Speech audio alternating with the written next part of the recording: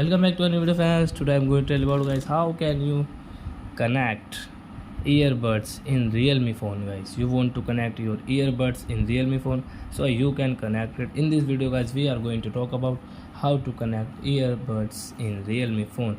So before starting video, guys, I want to tell you, if you're new in my channel and you are watching it the first time, so first of all, go and subscribe my channel, click the bell icon and like my videos.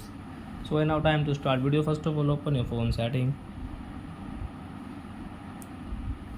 on your Bluetooth, and guys, take out your earbuds.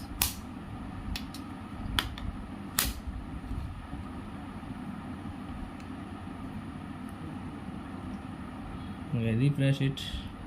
So you can see, guys, my earbuds name Proton TWS. Guys, you want to connect, so guys, click here. Guys, it will connect automatic after 5 and 6 seconds. You can see, guys, my earbuds has connected. Guys, now I can use it while ringing, while listening song, watching movies. So I hope, friends, you have understood how to connect earbuds.